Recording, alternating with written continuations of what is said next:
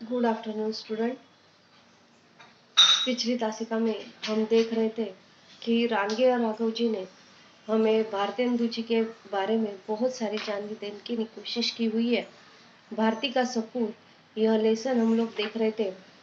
उसके अंतर्गत हम देख रहे थे पेज नंबर 56 पर हमारा चल रहा था कि भारतेंदु जी के जन्म के समय उच्च वर्गों का बहुत बड़ा असर था। उच्च कुलों का ही वहां पर सम्मान हुआ करता था।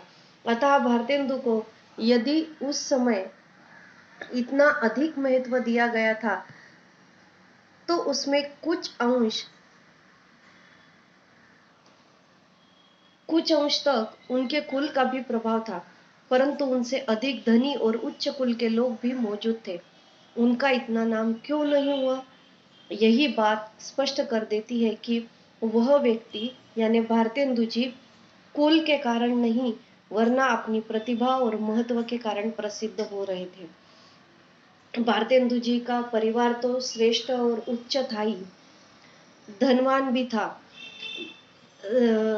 सब कुछ उनके पास था, कुछ भी किसी भी बातों की कमी उनके पास नहीं थी, लेकिन अपने परिवार के नाम के साथ वह बड़े नहीं हुए।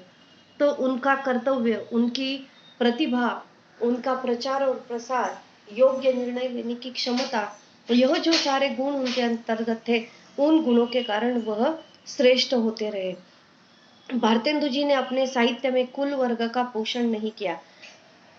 यह उनके व्यक्तित्व के विकासशील होने का बड़ा सशक्त प्रमाण है। भारतेंदु जी ने कुल के वर्ग को दुहारने के बजाय देश के गर्व को दुहारा।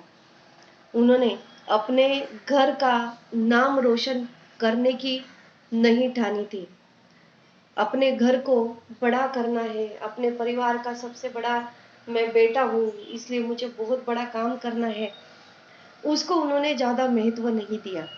लेकिन अपने देश के लिए मुझे कुछ करना है, देश का नाम रोशन करना है, देश के लिए मुझे जितना हो सके उतना अच्छा काम करने की कोशिश करनी है, यह सोच हमेशा उनके दिमाग में चलती रहती थी और उसीलिए वह काम भी किया करते थे। भारतेंदु जी की बुद्धि काशी में प्रसिद्ध थी। काशी में उनका नाम और उनकी सोच बहुत ही महत्वपूर्ण मानी जाती थी। मात्र 5 वर्ष की अवस्था में उन्होंने कविताएं रचना शुरू कर दिया।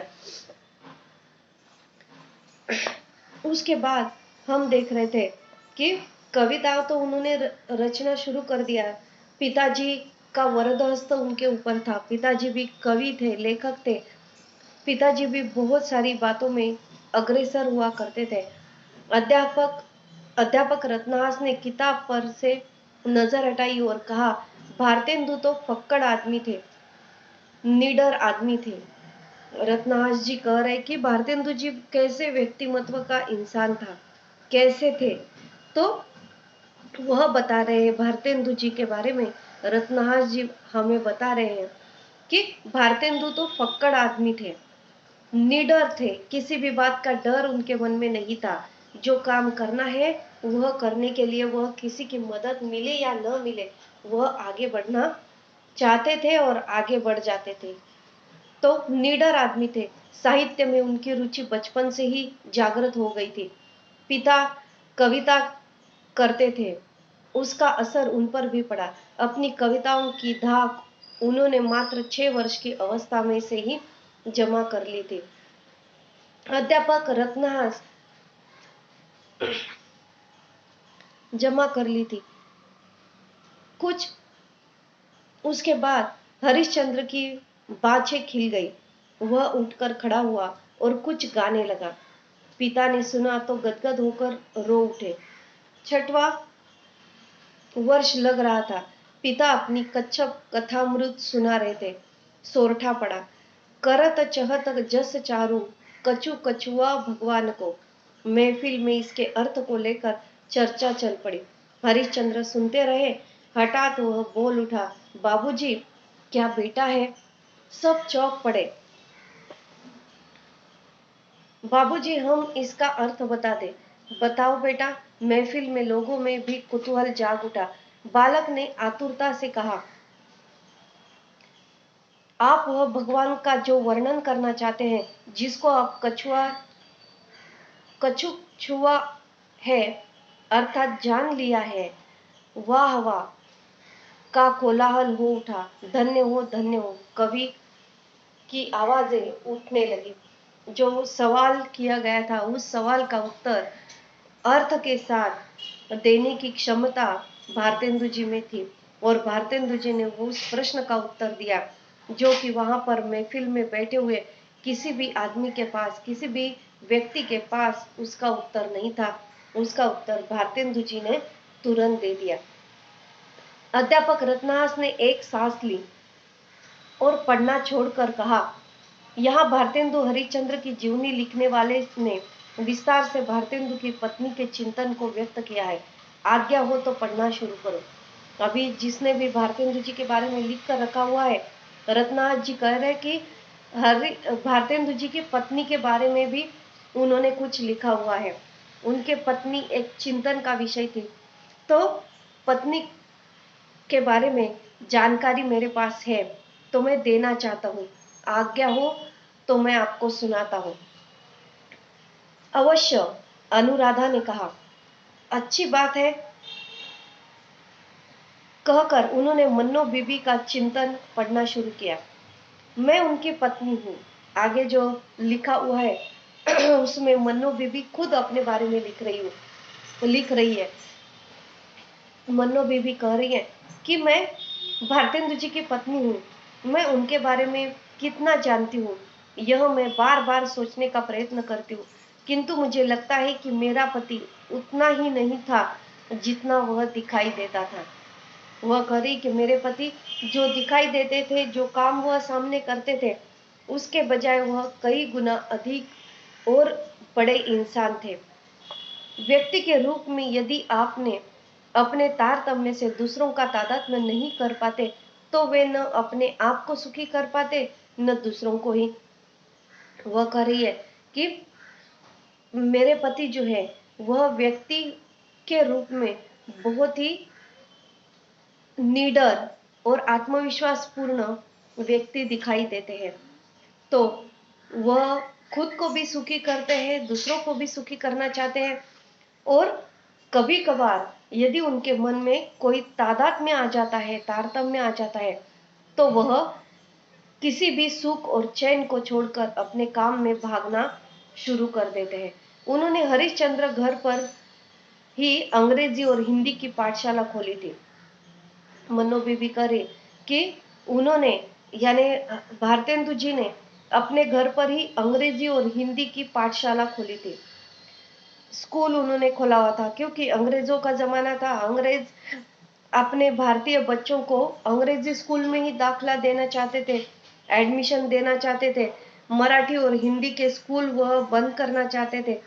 यह उनका जो कार्यक्रम चल रहा था मराठी और हिंदी स्कूल बंद करने का, और अंग्रेजों के स्कूलों में, मिशनरी के स्कूल में बच्चों को भेजकर उनके पूरे संस्कार बिगाड़ने का काम जो चल रहा था, उस पर रोक टोक लगाने के लिए भारतेंदु जी ने किसी की परवाह न करते हुए अपने घर पर हिंदी और अंग्रेजी पाठशाला खोल दी। मैंने पूछा था, क्यों, आपको इसकी जरूरत ही क्या थी? मैं पत्नी होने के नाते मैंने पूछा उन्हें कि क्या जरूरत है अपने घर पर पाठशाला खोलने की। उन्होंने कहा था, मन्नो बीबी फिर कुछ सोचने लगे थे। आप रुक क्यों गए? मैं नहीं जानता तुम समझ सकोगी या नहीं। मैं क्यों नहीं समझ पाऊंगी? आप यदि मुझे बताएंगे, समझाएंगे तो जरूर मैं समझ पाऊंगी। लेकिन क्योंकि हम लोगों के पास धन है, भारतेंदु जी अपनी पत्नी को उत्तर जब देते हैं तब वह कह रहे कि अपने पास बहुत सारा धन है और देश भूखा है। देश के पास खाने के लिए, देश के जनता के पास खाने के लिए कुछ नहीं है, सब गरीब है। सोचो तो, अंग्रेजों के खोले हुए स्कूल है, मिशन के स्कूल है, पर उनमें हमारी संस्कृति नहीं पढ़ाई जाती। तो क्या आप अंग्रेजी नहीं पढ़ाएंगे? यहाँ पर पढ़ाऊंगा मन्नो बीबी, पर इस मदरसे में एक भाषा को ही तो पढ़ाया जाएगा। मुझे भारतीय संस्कृति चाहिए। ताकि अंग्रेज पढ़कर लोग जान सकते हैं कि अंग्रेज किन खूबियों की वजह से हुकूमत करते हैं। अपने पत्नी को उन्होंने समझाया कि मैं घर पर स्कूल क्यों खोलना चाहता हूँ, तो मेरी जो भारतीय संस्कृति है, मेरे जो भारतीय विचार है, वह सारे संस्कृति और विचार मेरे छात्रों को मिलने चाहिए, भारतीय बच्चों को मिलने चाहिए। अंग्रेजी स्कूल में जाएंगे, अंग्रेजों के पास सीखने जाएंगे, तो वह उनकी संस्कृति का डाम डोल अपने बच्चों पर लादते रहेंगे। इसलिए मैं नहीं चाहता कि हमारे बच्चे अंग्रेजों के स्कूल में जाकर अंग्रेजी संस्कृति समझकर सुनकर उसके पीछे भागना शुरू करेंगे। इसलिए भारतीय संस्कृति मैं अपने स्कूल में सिखाऊंगा, अंग्रेजी भी बच्चों को सिखाऊंगा। अंग्रेज किन खूबियों की वजह से हुकूमत करते हैं, न कि काले साहब बनकर दोगले दोगले की तरह अपनों से ही नफरत करने में घमंड कर सके। इस देश को बहुत बहुत पढ़े लिखे लोगों की आवश्यकता है। भारतेंदु जी कहते हैं अपनी पत्नी को कि अंग्रेज लोग हमारी नफरत करते हैं, हमारे ऊपर हुकूमत करते हैं, हमें गुलाम बनाना चाहते हैं, बंदी बनाना चाहते हैं, तो क्यों हम हमारे बच्चों को उनके स्कूल में भेजे, क्यों हमारे बच्चों को बिगाड़े। इसलिए हमारे भारत देश को आज बहुत सारे संस्कारशील लोगों की और पढ़े लिखे लोगों की बहुत जरूरत है। इसके लिए नए इंसानों की एक फसल खड़ी करनी होगी। इसलिए नए नए विचारों वाले तरुण पीढ़ी के वर्ग को मुझे तैयार करना पड़ेगा, नई फसल उगानी पड़ेगी जिसमें सारी भारतीय संस्कृति के विचार कूट कूट कर भरे हों। और वही मैं करने जा रहा हूँ कि मेरे छोटे छोटे जो बच्चे हैं भारतीय, उन बच्चों के लिए मैं स्कूल खोलूंगा। फीस भरने के लिए उनके पास पैसा नहीं है, उनको भी मैं सिखाऊंगा। और मैं अपने भारतीय देश प्रेम पर बच्चों को बहुत सारी बातें बताकर मैं उन्हें पढ़ा लिखा कर बड़ा करूंगा, ताकि वह हमारे देश का नाम रोशन कर सके और देश को अंग्रेजों से बचा भी सके। मैं उन सबको ठीक से समझ नहीं सकी थी, परंतु उनके मुख पर गहरी वेदना थी। 5 विद्यार्थी से बढ़ते बढ़ते जब 30 विद्यार्थी हो गए, तब देवर गोकुल चंद्र और वे बातें करने लगे। दोनों स्वयं ही उस मदरसे में पढ़ते थे और उन्होंने निश्चित करके एक अध्यापक को पढ़ाने के लिए वेतन देकर रख लिया। अभी भारतेंदु जी और उनका छोटा भाई गोकुल चंद्र दोनों भी स्कूल में पढ़ाने लगे। फिर बच्चे जैसे जैसे बढ़ने लगे तो उन्होंने एक अध्यापक नया वहां पर रख लिया जिसको वह वेतन देते थे, पेमेंट देते थे। कुछ ही महीनों में विद्यार्थियों की संख्या इतनी बढ़ गई कि चौखंबा में स्कूल को बाबू वेणु प्रसाद के घर में ले जाया गया। इतने बच्चे बढ़ गए स्कूल में कि जगह कम पड़ने लगी। फिर जो उनके दोस्त थे भारतेंदु जी के, बाबू वेणी प्रसाद जी, उनके घर पर जगह उन्होंने ली और वहां पर भी स्कूल शुरू कर दिया। किताबें और कलम मुफ्त बंटवाते थे। आधे से ज्यादा बच्चे बिना फीस दिए पढ़ते थे। किताबें और कलम मुफ्त बंटवाते हुए जब मैं उन्हें देखती थी तब मुझे लगता था वे बहुत प्रसन्न हो जाते हैं। लगता था उनमें कोई उत्साह था। फिर तो वे लड़कों को मुफ्त खाना भी बंटवाने लगे। कश्मीरी मास्टर विश्वेश्वर प्रसाद ने न जाने क्या आज्ञा भंग की कि उन्होंने उसे निकाल दिया। जो मास्टर रखे हुए थे स्कूल में पढ़ाने के लिए, उस अध्यापक ने कुछ गलती की होगी या जो भारतेंदु जी के विचार थे उन विचारों के खिलाफ उन्होंने कुछ काम किया होगा, इसलिए उन्हें काम से निकाल दिया गया। वेणी प्रसाद भी उसी से जा मिले और रातों रात स्कूल घर पर ही उठवा लाए। वेणी प्रसाद जी ने भी अपना घर बाद में देने के लिए ना कर दिया। फिर वहां से सारा सामान उठाकर भारतेंदु जी रातों रात अपने घर पर लेकर आए। शत्रुओं ने वही चाल चली कि वे चौखंबा में न दूसरा स्कूल चलाए उस गांव में कोई दूसरा स्कूल नहीं चलाएगा, इसलिए वह भारतेंदु जी को तकलीफ दे रहे थे। दूसरा स्कूल चलाए, न घर आकर धरना धरना देने पर ही वे रोक सके। इस हलचल में मैंने देखा तो वे नितांत शांत थे। मैंने कहा था, वे लोग नासमझ है, आप क्यों ऐसे ऐसों के लिए सिर खपाते हो? वे मुस्कुराकर कहा था, ना समझ नहीं है मन्नू बीबी, वे अशिक्षित है, वे अपने स्वार्थों के परे सोचना नहीं जानते। बीज जब धूल में मिल जाता है तब ही वह वृक्ष बन पाता है। आपको पता है कि वह अपनी पत्नी को समझा रहे हैं कि स्वार्थ जिन लोगों के बीच होता है वह लोग कैसे होते हैं। अपने स्वार्थ के लिए वह किसी की परवाह नहीं करते हैं। कौन क्या सोचेगा, कैसे सोचेगा, ये से उन्हें कोई मतलब नहीं होता है। वह अपनी स्वार्थी वृत्ति और स्वार्थी भावना में वह सिर्फ अपना सोचते हैं और दूसरों को तकलीफ पर तकलीफ देते चले जाते हैं। तो ऐसा नहीं होना चाहिए। इसलिए वह करे कि जब बीज होता है तो वह बीज धूल में, मिट्टी में मिल जाता है। हम कोई बीज बोते हैं जमीन में तो उससे पेड़ उभर कर आता है। तो कहा है उसमें कि बीज को भी धूल में मिलना पड़ता है तभी वह वृक्ष बन पाता है। वे यह नहीं समझना चाहते। मुझे लगा था वह एक अहंकार था, परंतु किसका अहम था? अहम उनमें नहीं था। भारतेंदु जी कभी भी ऐसा विचार नहीं करते थे। वह सिर्फ कहते थे कि जब तक मैं खुद काम करने नहीं जाऊंगा तो कोई भी काम नहीं करेगा, और यदि कोई अच्छा काम करना है, बड़ा काम करना है, तो मुझे आगे बढ़ना ही होगा। मैंने कहा, पुरखों ने कमा कर रख दिया है ना, तभी आपका हाथ इतना खुला है। इन लोगों को अपनी ही मेहनत से धन कमाना पड़ता है, तभी वे लोग एक एक पैसा दांत से पकड़ कर चलते हैं। वे अक्लमंद है। आदमी जिस पेड़ पर बैठा होता है उसी ही तो नहीं काटता। जो आदमी अक्लमंद होता है वह आदमी किसी पेड़ पर बैठता है तो उसी पेड़ की टहनी नहीं काटता है।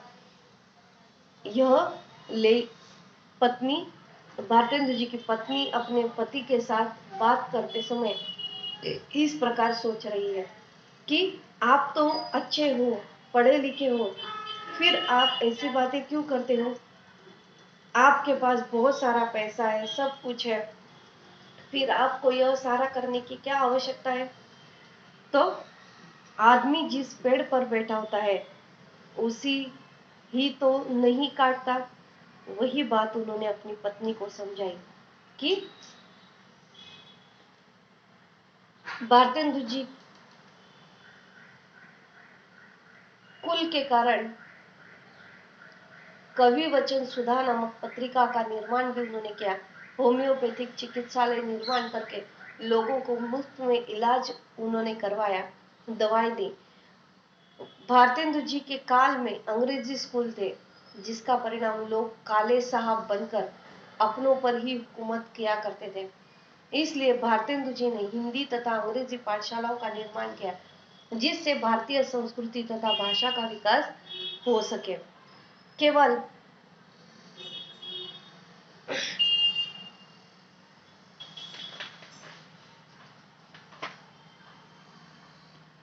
वे मेरी ओर देखते रह गए। उनकी धुंधराली लटें कानों पर झूल रही थी। उनकी लंबी पर पतली आंखों में एक दूर तक डुबो देने वाली सहाय्य गहराई दिखाई दे रही थी, मानो मैं उनके सामने होकर भी नहीं थी। वह भारतेंदु जी किसी और सोच में डूबे रहते थे। हमेशा कुछ न कुछ देश के बारे में सोचा करते थे और उसी में लगे रहते थे। अपनी पत्नी अपने सामने है यह भी नहीं उनके ध्यान में रहता था। वे मुझे ऐसे देख रहे थे जैसे मैं कांच की बनी थी। व्यक्ति का जीवन वही तो नहीं है जो उसके बाह्य से झलकता है। हमेशा जो व्यक्ति हमेशा सामने से जैसा दिखाई देता है वैसा वह नहीं होता है। व्यक्ति का जीवन वही तो नहीं है जो उसके बाह्य से झलकता है। कवि हृदय थे, भारतेंदु जी का हृदय कवि का हृदय था, अतः कविता लिखते थे। वैभव था, इसलिए दान भी देते थे। सुलझे हुए थे, अतः देशभक्त थे। और फिर शाह खर्ची थी, इसलिए कि पिता की यह परंपरा थी। प्रसिद्ध हो गए थे, अतः देश के बड़े बड़े पदाधिकारी, राजा और प्रसिद्ध लोग उनसे मिलते थे।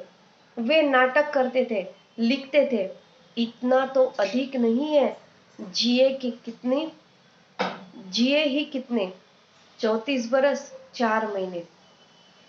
बहुत बड़े बड़े काम करते थे। सारे पदाधिकारी, राजा, प्रसिद्ध लोगों के साथ उनका उठना बैठना, काम उनसे भी करवा लेना, यह सारी बातें वह हमेशा किया करते थे। तो उसके नेक्स्ट जो है, भारतेंदु जी की पत्नी ने और उनके बारे में हमें क्या क्या जानकारी देने की कोशिश की है, वह नेक्स्ट तासिका में हम लोग देखते हैं।